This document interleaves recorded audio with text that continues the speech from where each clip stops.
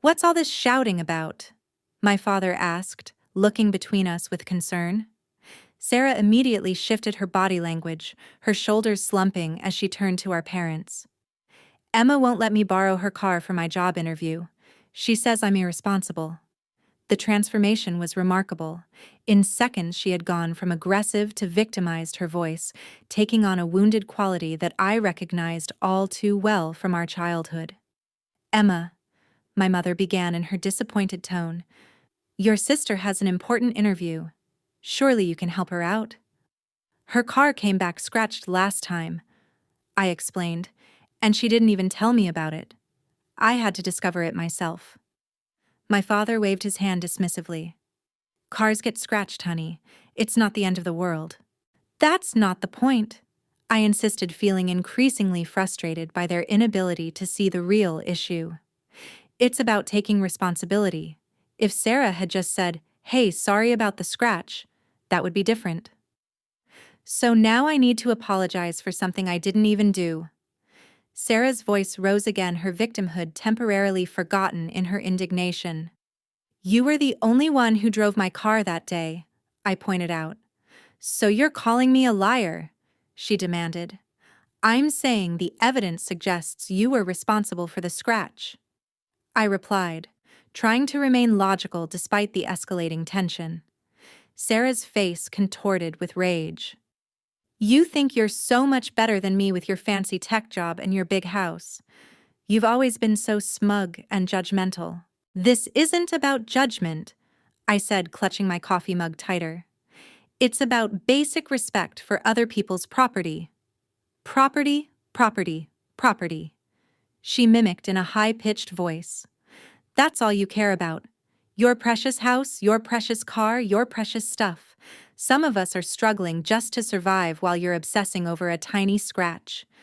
My parents watched this exchange with growing distress, my mother wringing her hands, my father looking between us uncertainly. Neither stepped in to diffuse the situation, their silence effectively endorsing Sarah's behavior, as they had done throughout our lives. "Sarah, please calm down," my mother finally said, but her gentle request did nothing to stem my sister's building rage. "No, I will not calm down," Sarah shouted. "I'm sick of walking on eggshells in this museum she calls a home. I'm sick of her judging me because my life hasn't worked out as perfectly as hers." As her tirade continued, I remained quiet, sipping my coffee, and trying to process the disproportionate reaction to a simple declined request. This was about much more than a car or even a scratch. This was years of resentment bubbling to the surface. Then, in a move I never saw coming, Sarah lunged forward and grabbed my grandmother's mug from my hands. Before I could react, she hurled it against the kitchen wall, where it shattered into dozens of pieces, coffee splattering across the white paint. "Get out of your own house, you spoiled bitch!" she screamed, her face contorted with rage. Time seemed to stop. I stared in horror at the broken pieces of my most treasured possession scattered across the floor. Coffee dripped down the wall in dark rivulets. The kitchen fell silent except for Sarah's heavy breathing. My parents stood frozen, their expressions shocked but not intervening, not defending me, not acknowledging the line that had just been violently crossed. Tears welled in my eyes, but I refused to let them fall. Something inside me hardened in that moment, a resolve crystallizing as clearly as the morning light streaming through the window. Without a word, I walked to the kitchen counter, placed my hands flat on the cool surface, and took a deep breath. "I think," I said, with a calmness that surprised even me, "that I need some time alone right now." I turned and walked out of the kitchen, past my stunned parents and my still fuming sister. As I climbed the stairs to my office, I heard my mother's voice, not checking on me but soothing Sarah. "Sweetheart, let's go for a walk. You need some fresh air." The front door opened and closed. From my window, I watched my parents leading Sarah down the street, my mother's arm around her shoulders, my father walking protectively on her other side. The sight was so familiar, so reminiscent of countless childhood incidents where Sarah's outbursts were met with comfort while my hurts were left unattended. But this time was different. This time, I wasn't a child unable to understand the family dynamics at play. This time, I had resources and agency. And this time, I wasn't going to let it go.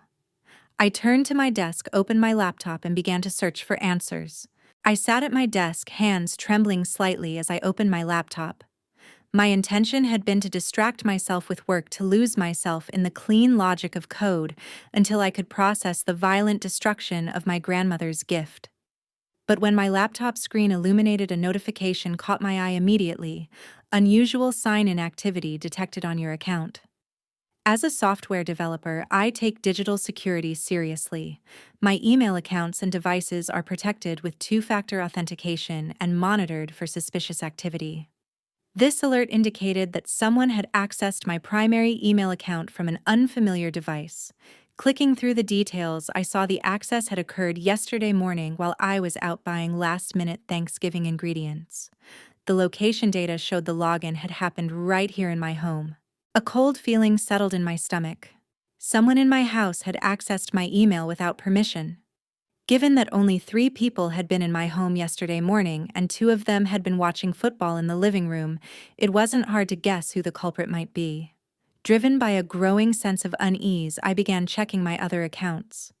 My banking app showed no unauthorized transactions, but when I logged into my work email, I discovered several sent messages that I had no recollection of writing. Opening the first one, addressed to my manager, I felt the blood drain from my face. "I've been reconsidering my position with the company." The email read, "My current home situation is requiring more of my attention, and I may need to request a reduced schedule in the coming months. I'll keep you updated as I sort through some personal matters." The email was signed with my name and even included my standard email signature. The implications were staggering. Someone, almost certainly Sarah, had not only accessed my work email, but had actually impersonated me to my boss, potentially undermining my professional standing and planting seeds for future disruption of my career. 2 more emails showed similar concerning content, one to HR inquiring about extended leave policies, another to a colleague mentioning family obligations that might require me to step back from a key project. Each message subtly but effectively laid groundwork for excuses about decreased performance or availability. My heart racing, I pulled up my browser history next. Most recent searches had been cleared, but the browser's autofill function revealed recent searches for phrases like sibling living arrangements, legal rights, and establishing residency requirements. Next, I checked my downloads folder and found several PDFs that had been accessed recently. Opening them revealed legal documents about tenant rights in Washington state, specifically focusing on establishing residency claims without a formal lease. One document was titled, "How Family Members Can Claim Right to Property Through Extended Stay." The picture forming was deeply disturbing. It appeared that Sarah had been researching ways to establish legal claims to my home through extended residency. In Washington state, someone living in a property for a certain period could potentially claim tenant rights, even without a formal agreement, making eviction a complex legal process. Further investigation of my file system revealed a folder I didn't recognize on my desktop. Opening it, I found scanned images of my financial statements, property tax records, and even photos of my house deed. These were personal documents I kept in a locked file cabinet in my office, meaning Sarah had not only invaded my digital privacy, but had physically searched through my secured personal papers. Moving now with growing urgency, I pulled out my phone and checked my credit card app. While I hadn't noticed unauthorized transactions in my checking account, my credit card told a different story. Small charges at local stores, a salon appointment, online shopping orders to sites I never used, all within the past 3 weeks. None of the individual charges had been large enough to trigger my attention during my busy workdays, but together they added up to over $2,000. Most disturbing of all was a recent application for a new credit card in my name, which had been started but not completed. Someone had my social security number and was potentially attempting to open fraudulent accounts. As a final check, I pulled up my cloud storage where I keep backups of important communications.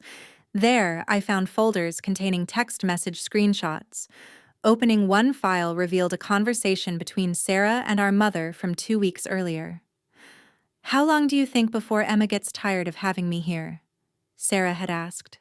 "Don't worry about that," our mother replied. "Your father and I have been emphasizing how important it is for her to help family. Besides, the longer you stay, the harder it will be for her to make you leave. Larry says after 30 days you'd have some legal standing as a resident." "Perfect," Sarah responded. "The house is big enough for both of us, and it's not like she can't afford it. I deserve some stability after everything I've been through." The screenshots continued, revealing weeks of conversations plotting what amounted to a gradual takeover of my home. My parents were not just aware of the plan, they were active participants offering advice and encouragement to Sarah. Another conversation from just 3 days ago showed Sarah telling our parents, "I think I need to create some leverage. Emma's being difficult about the car and asking too many questions about my job search. Maybe you could talk to her when you're here about family obligations." My mother's response made me physically nauseous. "We'll remind her how fortunate she is and how important it is to share that fortune with family. Your sister has always responded to guilt." The systematic betrayal took my breath away. This wasn't just Sarah being temporarily difficult or taking advantage of my hospitality.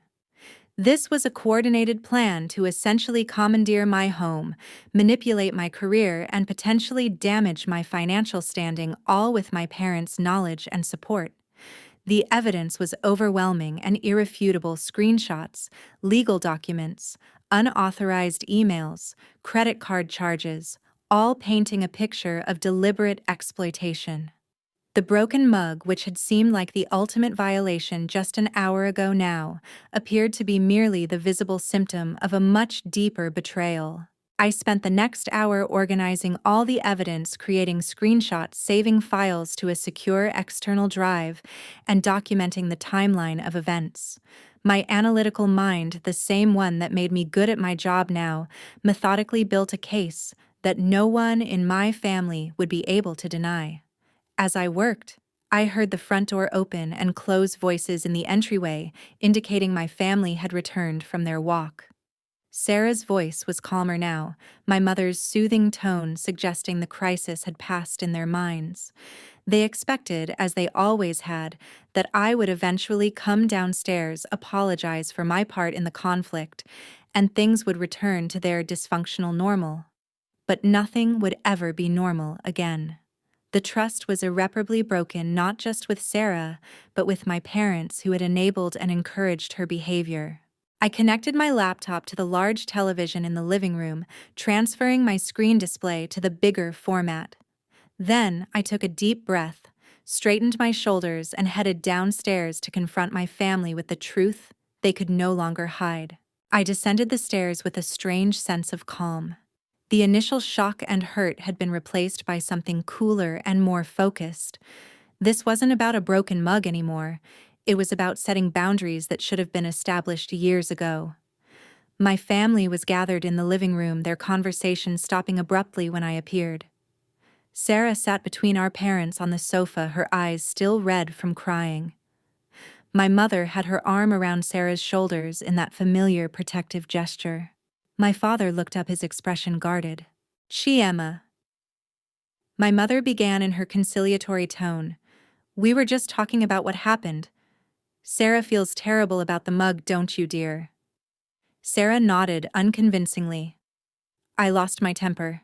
I didn't mean to break your stuff." The casual dismissal of my grandmother's precious gift as stuff reinforced my resolve. This wasn't going to be another situation where a half-hearted non-apology would be deemed sufficient. "I'd like to have a family meeting," I said calmly, moving to stand beside the television. "There are some things we need to discuss." My father shifted uncomfortably. "If this is about the mug, I'm sure we can find a replacement. Your sister said she's sorry." "This isn't just about the mug," I replied, picking up the remote control. "It's about a pattern of behavior that I've recently discovered." I pressed a button and my laptop screen appeared on the television. The folder labeled Evidence was prominently displayed. "What's this about?" my mother asked, her arm tightening around Sarah. "I've discovered some concerning activities that have been happening in my home." I explained, my voice steady. "After this morning's incident, I checked my computer and found some things I think we should all discuss openly." Sarah's posture changed immediately, her body stiffening as her eyes fixed on the screen. "First," I continued, opening the email folder, "someone has been accessing my work email without permission and sending messages to my manager and colleagues impersonating me." The emails appeared on screen, clearly showing the content suggesting I might need to reduce my work commitments.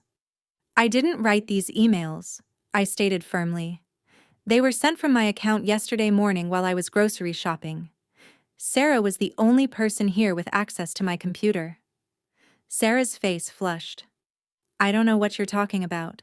Maybe you forgot you sent those." "Yee, I also found these." I continued, ignoring her denial, as I displayed the legal documents about establishing residency claims. Downloads about how to claim legal rights to someone's home after staying there for a certain period. Interesting reading material for someone who's supposedly staying temporarily. My father's expression changed, concern creeping into his features.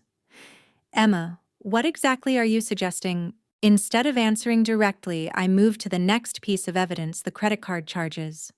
"These are unauthorized charges on my credit card over the past 3 weeks.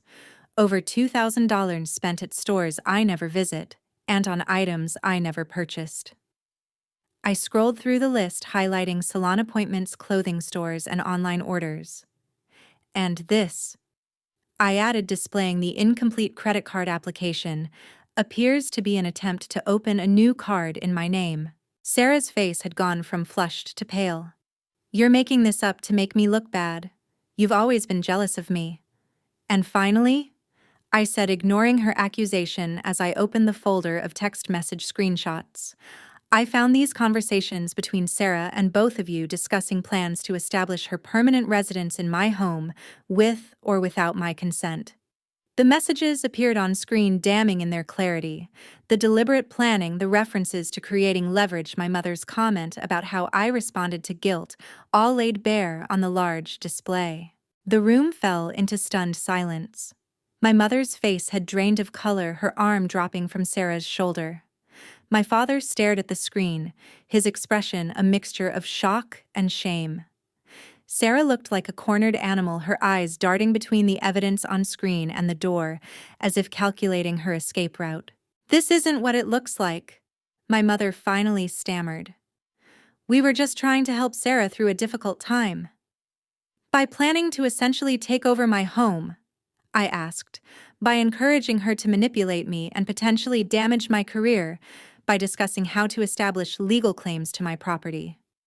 "You're taking things out of context," my father attempted, but his voice lacked conviction. "The context is clear," I replied. "This was a coordinated effort to take advantage of me, my home, and my financial resources. It wasn't a temporary arrangement.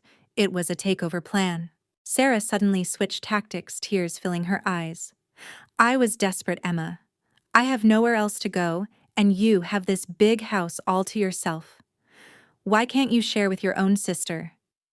"Sharing would have been your asking to stay longer and us discussing it like adults," I countered. "What you did was invasion, deception, and theft. You accessed my private emails, impersonated me to my employer, used my credit card without permission, and researched ways to claim legal rights to my property. That's not sharing. That's fraud." My mother began to cry, her hands trembling. "We just wanted to make sure Sarah would be okay. You're doing so well and she's struggling. Is it so wrong for family to help each other? Help is freely given, not taken through deception," I said firmly. "What you were planning wasn't help. It was exploitation. And the fact that you were all discussing it behind my back shows you knew it was wrong." My father, ever the peacemaker, tried a different approach. "Emma, I understand you're upset, but we're family. Surely we can work this out without making accusations. Sarah made a mistake. This wasn't a mistake. I interrupted, my voice remaining calm but firm. A mistake is accidental. This was deliberate and planned. The text messages make that clear. I turned to face Sarah directly.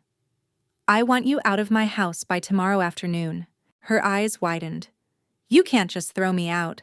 I have nowhere to go. You can stay with Mom and Dad, I replied. They seem very invested in your welfare. But all my things are here now, she protested. I can't pack everything by tomorrow. You managed to bring it all here. You can manage to take it away, I said. Anything left behind after tomorrow will be considered abandoned property. My mother stood up, her tear-streaked face hardening. Emily Thompson, I raised you better than this. Family doesn't throw family out on the street. And family doesn't conspire to take advantage of family, I countered. I've made my decision. Sarah leaves tomorrow, or I call the police and report the credit card fraud and identity theft. I have all the evidence I need. The mention of police involvement changed the atmosphere instantly. My father's face paled and Sarah's defiance crumbled. You wouldn't really call the police on your own sister, my mother whispered, though her uncertainty was evident. I sincerely hope I don't have to, I replied honestly. But I will protect myself if necessary. My father, always the pragmatist, recognized the situation for what it was. Sarah will be out by tomorrow, he said quietly. We'll help her pack. Sarah shot him a betrayed look. Dad, you can't be serious. This is Emma being dramatic as usual. The evidence is right there on the screen, Sarah, he said, gesturing to the television. What you did, what we all did, was wrong. We're lucky Emma isn't pressing charges. My mother began to sob in earnest now, the reality of the situation finally sinking in. But where will she go? What will she do? She'll come stay with us until she finds a place, my father decided. It's what we should have offered in the first place, instead of putting this on Emma. Sarah's expression cycled through shock, anger, and finally defeat as she realized her plan had spectacularly backfired. Fine, she muttered. I never wanted to live in this sterile museum anyway. I ignored the barb. I'll be changing all my passwords and security measures tonight.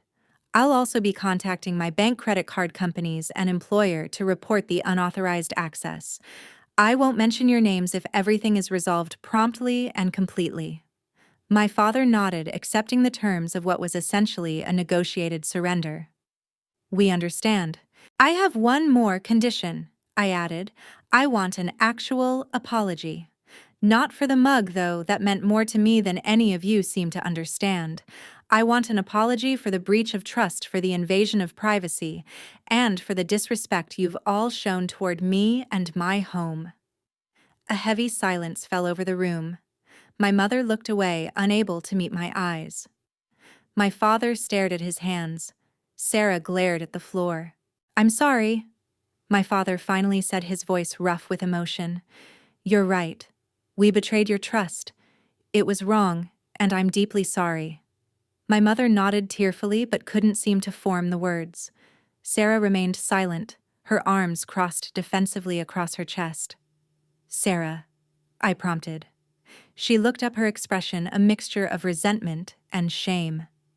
I'm sorry I got caught, she said bitterly. It wasn't the apology I had hoped for, but it was perhaps the most honest statement she had made during her entire stay. At least now I knew exactly where we stood. I'll be in my office, I said, disconnecting my laptop from the television. I suggest you all start packing. As I climbed the stairs again, I heard my mother's muffled sobs and my father's quiet attempts at consolation. Sarah remained silent. The family dynamic that had shaped my entire life was finally shifting painfully but irrevocably. For the first time, I had set a boundary and held firm regardless of tears, manipulation, or guilt. It didn't feel like victory. It felt like loss, like grief for the family relationship I had always hoped for, but never truly had. Yet beneath the sadness was a growing sense of liberation. For once, I had advocated for myself instead of accommodating everyone else's needs and demands. My grandmother's words echoed in my mind. You're stronger than you know. As I closed my office door behind me, I finally understood exactly what she had meant. The next 24 hours passed in a blur of activity and emotion. True to his word, my father supervised Sarah's packing, occasionally appearing at my office door with awkward questions about boxes or packing materials. My mother alternated between tearful pleas for reconciliation and stony silence. Sarah avoided me entirely, stomping around the house and slamming doors as she packed her belongings. By Sunday afternoon, my sister's possessions were loaded into my parents' car and a small U-Haul trailer they had rented that morning. The guest room that had been Sarah's domain for weeks was empty again, though not particularly clean. Makeup stains marked the bathroom counter, and the carpet showed several suspicious spots that would require professional cleaning. The goodbye was brief and strained.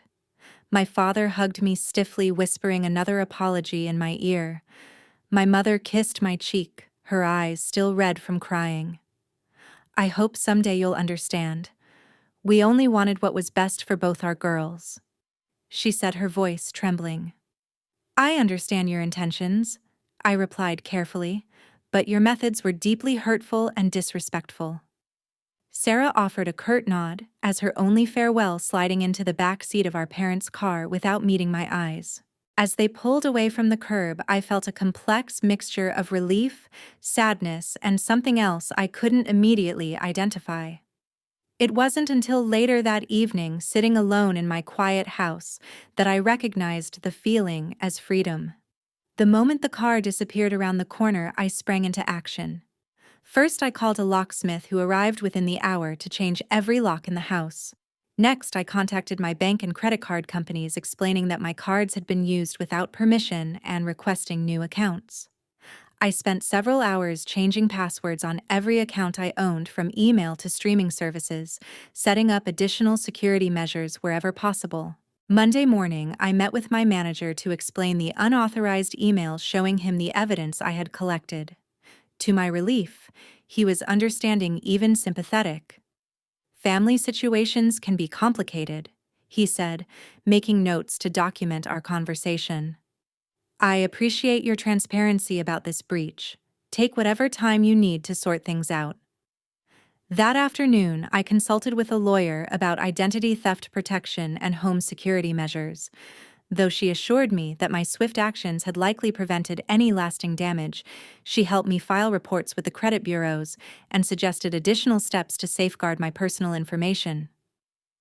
Family identity theft is more common than most people realize, she told me, and, unfortunately, it's often complicated by emotional considerations that make victims reluctant to pursue legal remedies. I nodded, understanding all too well the conflicted feelings she described. Despite the clear evidence of their betrayal, part of me still hesitated to take actions that might permanently damage my relationship with my family. The lawyer seemed to sense my conflict. Remember, she said gently, setting boundaries isn't punishing others, it's protecting yourself. You have every right to feel safe in your own home and confident that your identity is secure. Those words stayed with me in the quiet days that followed. My house, once invaded and tense, gradually became my sanctuary again. I deep cleaned every room, removing the last traces of Sarah's presence. The kitchen wall, stained by coffee when my mug shattered, received a fresh coat of paint. The empty space on my shelf where the mug had lived remained vacant, a reminder of what had been lost, but also of what I had gained through standing up for myself. The first week passed without contact from my family. No calls, no texts, no emails. The silence was both a relief and a new kind of pain. For all the dysfunction in our relationship, they had been constants in my life.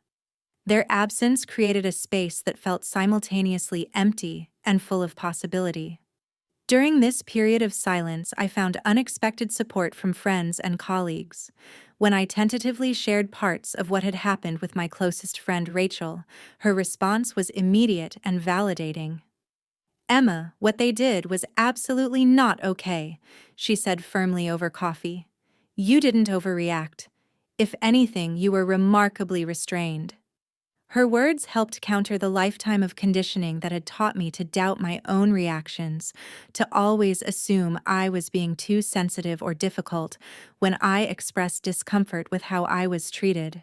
Other friends offered similar support, many sharing their own stories of family boundary violations and the struggles to establish healthier relationships. 2 weeks after the confrontation, my father called. The conversation was stilted at first, both of us carefully avoiding the raw topics that hung between us. Eventually, though, he broached the subject. "Your mother and I have been doing some thinking," he said, his voice uncharacteristically hesitant. "About what happened at Thanksgiving, about a lot of things, actually." I remained silent, waiting. "We were wrong," he continued. "Not just about the situation with Sarah, but about how we've treated you for a long time. We've been unfair, expecting you to always be the reasonable one, the one who gives in." The admission surprised me. My father had rarely acknowledged mistakes in the past. "Sarah is staying with us for now," he added. "She's not happy about it, but we're insisting she find a job and contribute to the household. We should have done that a long time ago." I murmured agreement, not trusting myself to say more. "Anyway," he concluded awkwardly, "we'd like to see you sometime when you're ready. No pressure." That call marked the beginning of a slow, cautious rebuilding. My mother called next, her apology more emotional, but also more genuine than my father's. She had always struggled to see the family dynamics clearly, viewing Sarah's behavior through a lens of maternal protection that distorted reality. Now forced to live with Sarah's daily demands and entitlement, she was beginning to understand what I had experienced. "I always thought you were just stronger," she admitted during one call. "That you didn't need us as much as Sarah did. I never considered that maybe you just learned not to ask because we weren't really listening." Sarah and I remained estranged. According to my parents, she had found a retail job and was saving for her own apartment, though they seemed skeptical about her commitment to independence. I wished her well, but felt no obligation to re-establish contact.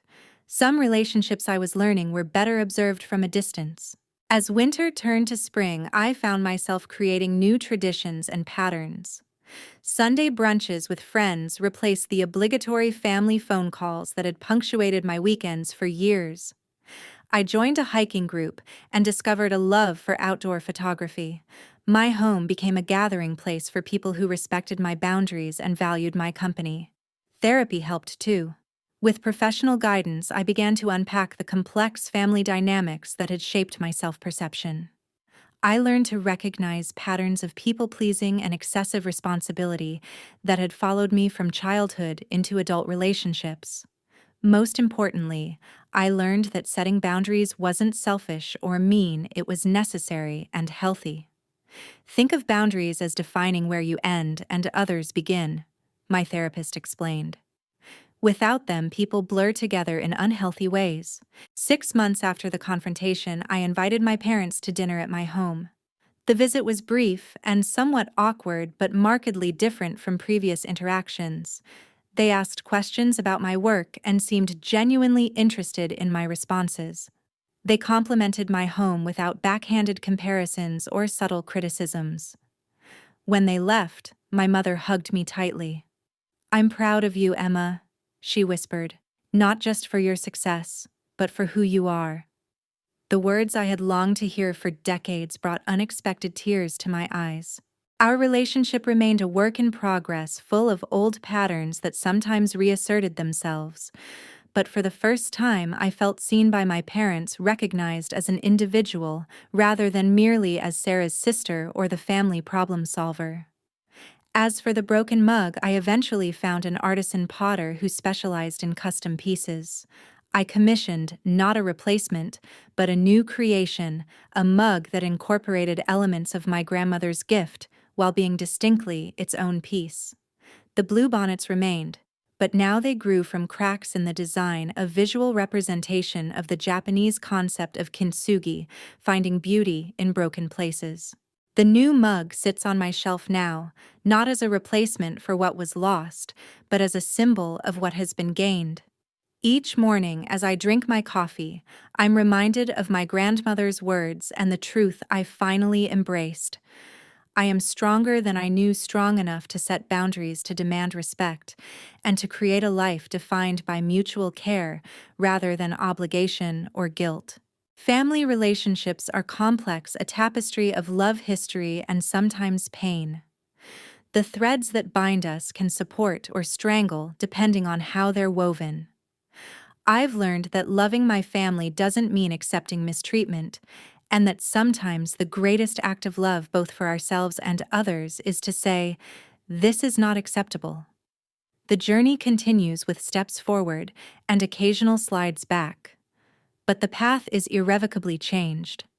I walk it now with confidence in my own worth and a clear vision of the relationships I want in my life, chosen family, and blood relatives alike. Have you ever had to set difficult boundaries with family members?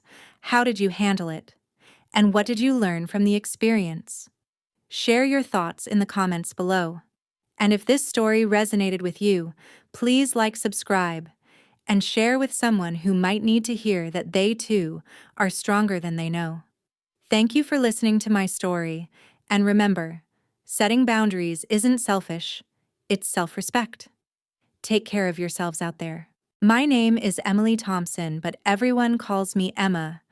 I'm 32 years old and worked hard for years as a software developer to finally buy my dream house in Seattle. Last Thanksgiving, I invited my family to stay, including my difficult older sister, Sarah. I never imagined she would destroy the special mug my grandmother gave me before she passed away. That beautiful ceramic piece with hand-painted bluebonnets was my most treasured possession. Before I tell you how my sister destroyed not just my mug but almost my entire family, let me know where you're watching from. And don't forget to subscribe for more stories about surviving toxic family dynamics. Growing up in a modest suburban home outside Portland, my childhood memories are filled with the constant shadow of my sister Sarah, 4 years older than me. Sarah always commanded our parents' attention. David and Laura Thompson, my well-meaning but flawed parents, established a family dynamic that I didn't fully understand until I was much older. Sarah was their firstborn, their special girl, and somehow that translated into a household where her needs always came first. Emma, let your sister have the last cookie. Or, Emma, give Sarah that toy. She's having a bad day. Were common refrains throughout my childhood. It wasn't that my parents didn't love me. They did. But their love came with the unspoken expectation that I would understand my place in the family hierarchy. Sarah first, everyone else second. While Sarah was the social butterfly with a flair for drama in high school, I found refuge in books and computers. My parents attended every one of her dance recitals and school plays, their faces beaming with pride. My academic achievements, while acknowledged with a perfunctory, "Good job, Emma," never seemed to generate the same enthusiasm. When I won the state science fair in 10th grade, my mother's first response was, "That's nice, but can you hurry back? Sarah needs the car for her date tonight." Despite this, I excelled academically. Scholarships took me to college, where I majored in computer science. The tech world welcomed my analytical mind and problem-solving skills. After graduation, I secured a position at a growing software company in Seattle. While my career flourished, Sarah's life took a different trajectory. She bounced between jobs in retail and food service, never quite finding her footing. Her relationships followed a similar pattern, a series of passionate beginnings that inevitably combusted within months. Through it all, our parents served as her safety net, financial and emotional. "Your sister is sensitive," my mother would explain during our weekly phone calls.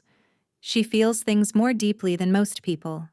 This explanation was offered for everything from Sarah's inability to hold a job to the dramatic breakups that left her temporarily homeless. As I climbed the corporate ladder, eventually becoming a senior developer at one of Seattle's most innovative tech firms, the contrast between our lives grew more pronounced. I saved, diligently lived below my means, and at 32 achieved my dream of buying my own home, a beautiful 3-bedroom craftsman with a view of Puget Sound.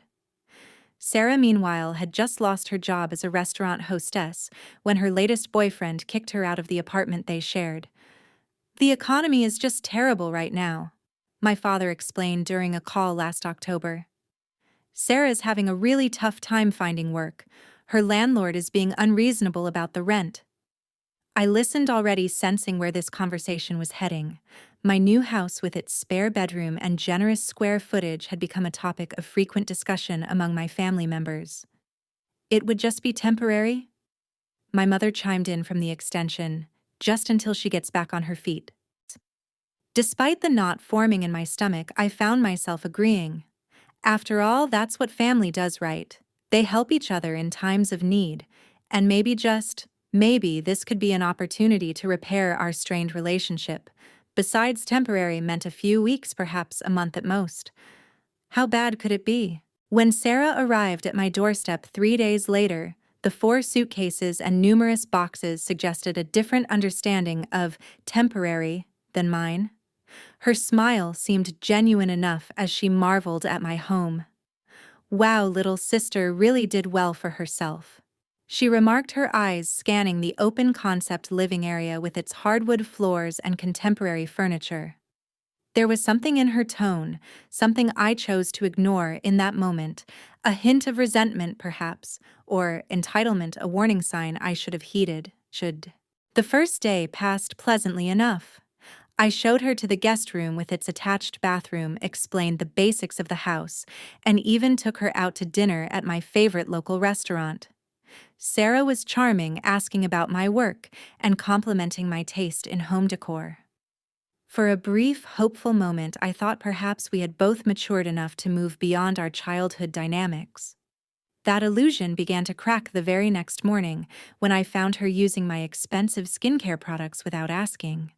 A small thing perhaps, but the first ripple in what would become a tidal wave of boundary violations. When I mentioned it, she responded with a casual shrug. "What's the big deal? Sisters share stuff all the time. Besides, you can afford to buy more." That comment, laden with assumptions about my financial situation and cavalier disregard for my personal belongings, should have been my second warning. But again, I chose harmony over confrontation. After all, she was going through a difficult time, and these were just face creams not worth starting a conflict over. Little did I know that this small incident was just the beginning of a pattern that would escalate until it reached a breaking point, leaving shattered ceramic and family ties in its wake. The first week of Sarah's stay seemed manageable. Despite the small daily irritations, I maintained my work routine, grateful for my home office that allowed me to close the door and focus on coding projects. Sarah spent most days lounging on the couch, scrolling through her phone and applying for jobs online. At least that's what she claimed she was doing. By the second week, the minor annoyances began multiplying. I would return from a quick grocery run to find Sarah had invited 2 friends over, strangers to me who were making themselves comfortable with my wine collection. "These are my friends from my last job," she explained breezily, not bothering to introduce us properly. "I told them they could crash here tonight since they're in town." When I pulled her aside to explain that I wasn't comfortable having strangers stay overnight without prior discussion, her expression darkened. "God, Emma, when did you become such a control freak? They're just crashing on the couch. It's not like your precious house is going to fall apart." That night, my parents called. Somehow they already knew about the friend situation. "Sarah says you're being really strict with house rules." My mother said, her voice carrying that familiar tone of disappointment. "She's going through such a hard time, honey. Can't you cut her a little slack?" The calls became a regular occurrence. Every minor disagreement between Sarah and me somehow made its way back to our parents, always framed as me being unreasonable or unwelcoming. The narrative was consistent: successful Emma being mean to struggling Sarah. Meanwhile, living with my sister revealed habits I hadn't been exposed to since we shared a childhood bedroom. Dishes left in the sink until mold formed, wet towels abandoned on bathroom floors. lights and electronics left on when she went out. When I suggested she help with cleaning or at least pick up after herself, I was met with eye rolls and accusations of being uptight. Some of us are dealing with actual problems, Emma, not just whether the dishwasher is loaded correctly. She snapped one evening when I asked her to rinse her breakfast dishes that had been sitting since morning. One particularly frustrating incident occurred when I discovered she had been using my home office while I was out. My carefully organized desk was disheveled, reference books moved, and my ergonomic chair settings altered. More concerning were the crumbs on my keyboard and a coffee ring on important client documents. I needed a quiet place to make some calls, she explained when confronted. The living room has bad reception. Besides, you're not using it when you're not here. The invasion of my workspace crossed a professional boundary. As a software developer handling sensitive client information, I couldn't risk unauthorized access to my work materials. I installed a keyed lock on my office door the next day, which prompted another angry call from my mother. Sarah says you don't trust her now. She feels like a prisoner having to ask permission for everything. The stress began affecting my work performance. During an important video conference, I could hear Sarah playing loud music despite my earlier request for quiet. A crucial deadline was missed when I discovered she had unplugged my backup drive to charge her phone, causing me to lose hours of work. My manager expressed concern about my sudden drop in productivity, adding another layer of pressure. "I've never seen you submit work with so many bugs," he commented during our weekly check-in. "Is everything okay at home?" How could I explain that my 36-year-old sister had essentially hijacked my life, that my once peaceful sanctuary had become a battleground of passive-aggressive comments and violated boundaries? One evening, I returned home to find Sarah wearing one of my favorite blouses, the silk one I saved for special occasions. "That's my blouse," I said, trying to keep my voice level. "I've asked you not to go through my closet." She examined her reflection in the hallway mirror, smoothing the fabric over her hips. "It looks better on me anyway. Your style is so boring and corporate." When I insisted she change, she stormed off to her room, slamming the door like a teenager. 20 minutes later, I found the blouse tossed on the bathroom floor, a makeup stain on the collar.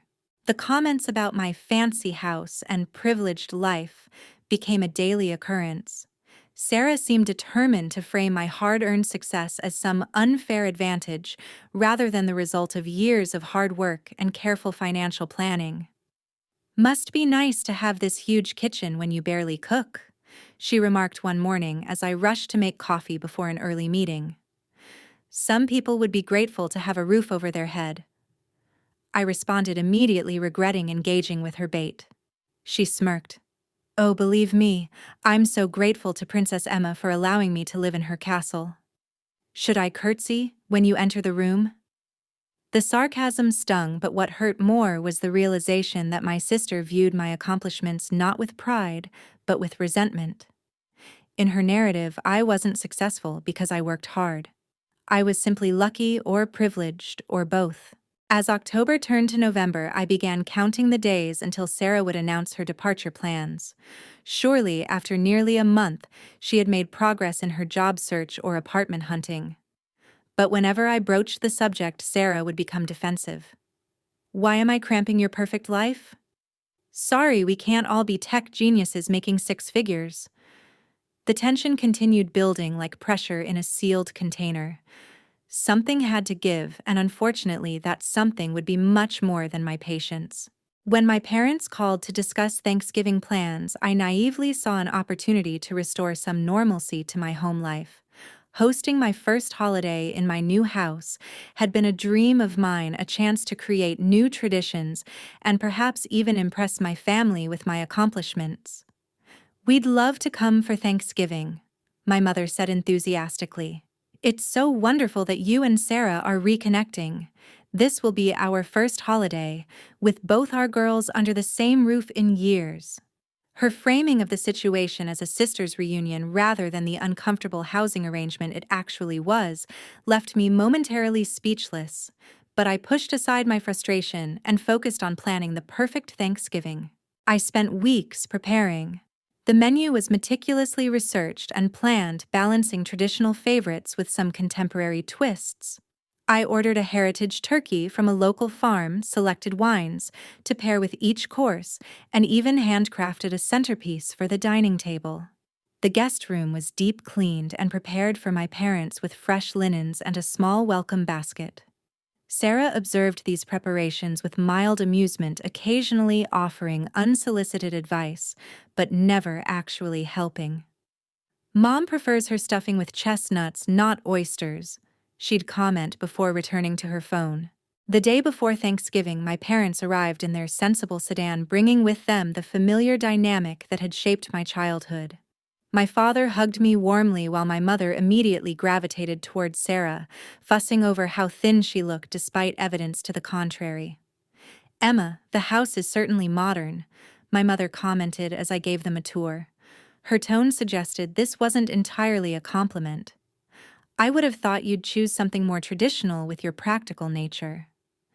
"The neighborhood seems expensive," my father added, glancing out at the manicured lawns of my neighbors. "I hope you're not overextended financially." These subtle criticisms continued as we moved through the house. The kitchen was awfully large for someone who works so much, and my home office was so impersonal. Each comment chipped away at my pride in what I had accomplished. Sarah, meanwhile, had transformed into the perfect daughter in their presence. She helped my mother unpack, listened attentively to my father's stories, and kept up a steady stream of self-deprecating humor about her job situation that somehow made her unemployment seem charming rather than concerning. "I'm just so grateful Emma had this big empty house to share," she told them over pre-dinner drinks. "It's been such a blessing during this transition period." The way she emphasized transition suggested a brief temporary arrangement, contrasting sharply with the near-permanent residence she seemed to be establishing.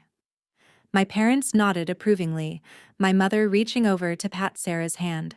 "That's what sisters are for," she said, giving me a pointed look that clearly communicated her expectation that I would continue housing my sister indefinitely. Thanksgiving Day itself dawned bright and clear. I was up early preparing the turkey and side dishes with the precision I usually reserved for debugging complex code. By the time my family gathered around the table at 2:00 p.m., the house was filled with delicious aromas, and the table looked like something from a magazine spread. "This all looks lovely, Emma," my father said, genuinely impressed. "Indeed." My mother agreed, though she immediately began rearranging the place settings I had carefully positioned. The meal began pleasantly enough. The food was delicious, the wine flowed freely, and for a brief time it felt like the family gathering I had envisioned. Then Sarah began steering the conversation toward family memories, carefully selecting stories that highlighted her achievements or instances where I had fallen short. "Remember when Emma tried out for cheerleading and tripped during her routine?" she asked, laughing. "And now look at her, all coordinated and grown up with her fancy job and big house." The comment was delivered with a smile, but the sting was intentional. My failed cheerleading attempt had been a painful memory, one of many instances where I had tried to follow in my sister's footsteps only to fall short.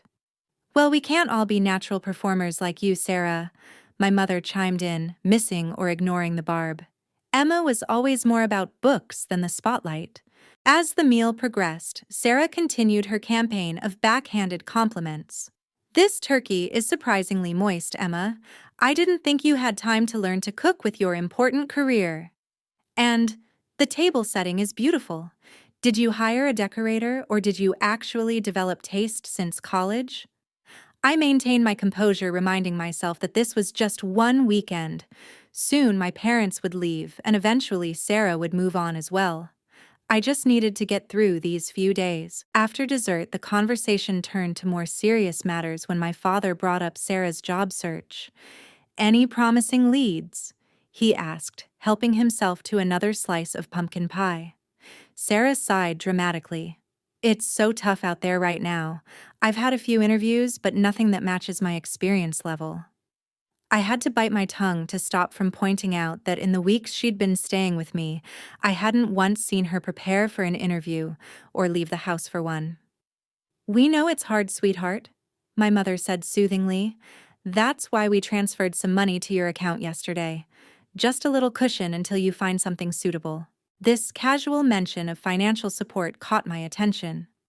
While I had worked my way through college with scholarships and part-time jobs, taken on student loans that I had only recently paid off, and saved diligently for years to afford my house, my parents were still subsidizing my 36-year-old sister's lifestyle. "That's very generous," I said carefully. "I didn't realize you were still helping Sarah financially." An uncomfortable silence fell over the table. My father cleared his throat. "Well, we help both our daughters when they need it," he said, though we all knew that wasn't true. "I hadn't received or asked for financial help since college. Some of us just need different kinds of support." Sarah added her tone, implying that my need for validation was somehow equivalent to her need for cash. After dinner, while loading the dishwasher, I overheard my mother and Sarah whispering in the living room. I couldn't make out the words, but their furtive tone raised my suspicions. Later that evening, I went to my bedroom to retrieve my grandmother's silver earrings to complete my outfit for family photos, only to discover that her jewelry box had been moved from its usual place on my dresser. Opening it with trembling hands, I was relieved to find the earrings still there, but several other pieces seemed out of place. A pearl bracelet that normally lay in the top compartment was now tangled with necklaces in the bottom section. A small diamond pendant, a college graduation gift from my parents, was missing entirely. When I returned to the living room and casually mentioned the missing pendant, Sarah avoided eye contact, while my mother quickly changed the subject. The incident left me uneasy, but I decided not to press the issue during the holiday. Instead, I made a mental note to thoroughly check my valuables once my parents left, adding yet another worry to my growing list. That night, I lay awake long after everyone had gone to bed, listening to the unfamiliar creaks and sounds of a full house. What should have been a joyful family gathering had instead become an exercise in restraint and forced smiles. My dream home, once my sanctuary, now felt invaded. And worse, I had the growing suspicion that the invasion was only beginning. The morning after Thanksgiving dawned gray and drizzly, matching my mood perfectly. I had slept poorly, my dreams filled with vague anxieties about missing possessions and whispered conversations. Still, I was determined to make the most of my parents' final day before they drove back home. Perhaps without the pressure of the holiday meal, we could actually enjoy some quality time together. I padded down to the kitchen early before anyone else was awake and began preparing coffee. From the cabinet, I carefully selected my special mug, the one my grandmother had given me shortly before she passed away. It wasn't particularly valuable in monetary terms, just a handcrafted ceramic piece, with delicate hand-painted bluebonnets, my grandmother's favorite flower, but its sentimental value was immeasurable. She had given it to me during our last visit, pressing it into my hands with a warm smile.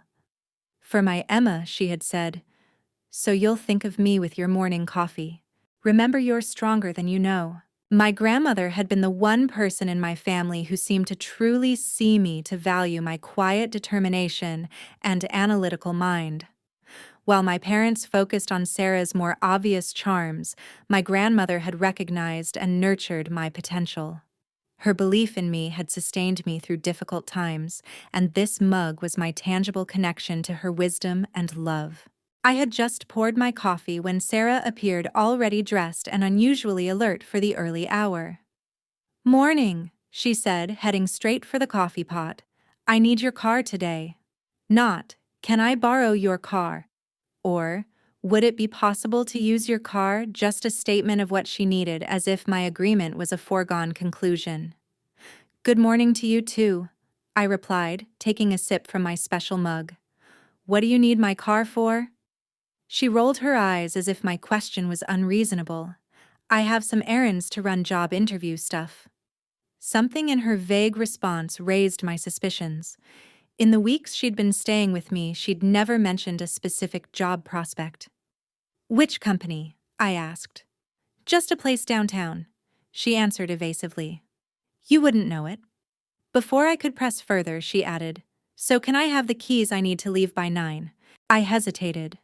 2 days earlier, I had noticed a new scratch on my car's passenger side that hadn't been there before.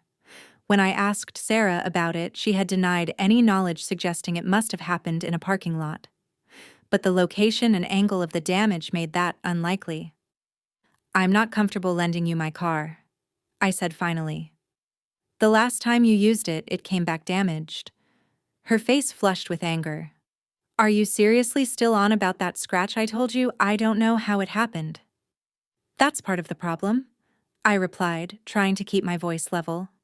You don't take responsibility for things. My car came back damaged after you used it, and you didn't even mention it to me. Oh my God, you're so obsessed with your precious possessions, she snapped. It's just a car, Emma. Things get scratches. Life isn't perfect like you try to make it. It's not about perfection, I explained, feeling my own frustration rising. It's about respect and responsibility. If you borrow something and damage it, you acknowledge it. So what? Now I need a lecture on responsibility from my perfect little sister. Her voice rose, filling the kitchen.